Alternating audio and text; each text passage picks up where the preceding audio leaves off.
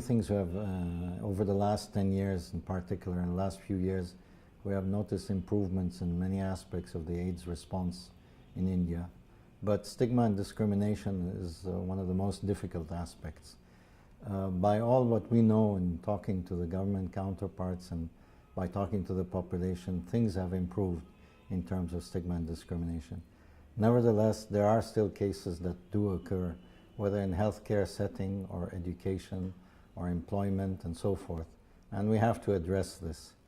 And two good pieces of news recently is that more and more the government is dealing with issues of social protection of people living with HIV and addressing issues that they may be facing. And very important is new policy and legislation, which is just now being considered in order to improve the stigma and discrimination and actually to do away with it if we can. So there has been improvement, but the struggle is not over with regard to stigma and discrimination. Access to treatment actually began to antiretroviral therapy in India for people living with HIV began around 2003-04. Since then we have seen an increase in number. The last 2 or 3 years we must recognize that that increase is substantial and the figures change from month to month. Currently we're close to around 700,000 people who are receiving treatment in India.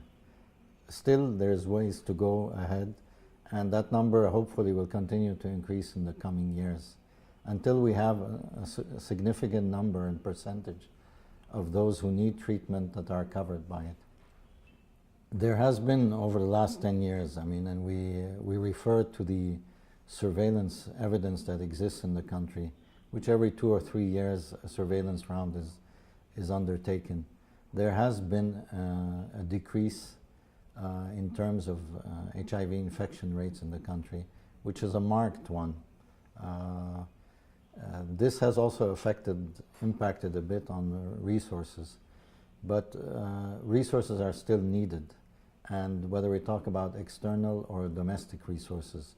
What is also a very good step forward is that the government has increasingly put forward resources covering AIDS prevention, treatment, care and support.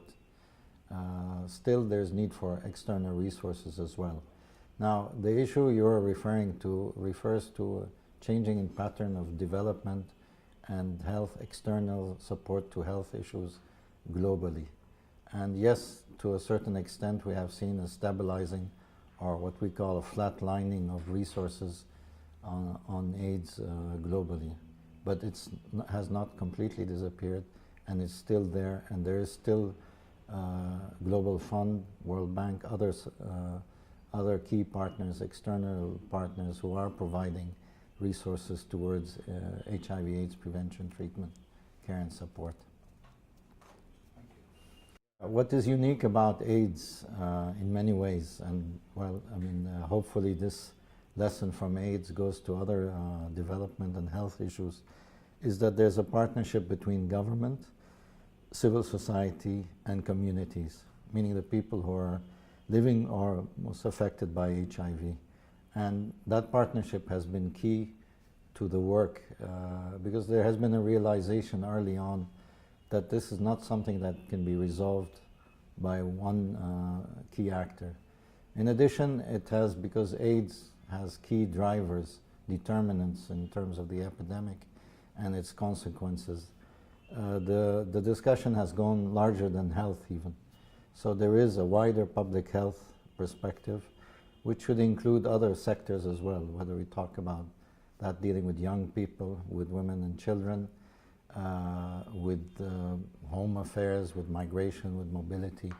And those sectors have been involved in the discussion and to a certain extent have also been key in the provision of services, at least in terms of awareness information around AIDS. So yes, these other sectors are key, and this multi-sectoriality has been a key aspect in the response in India.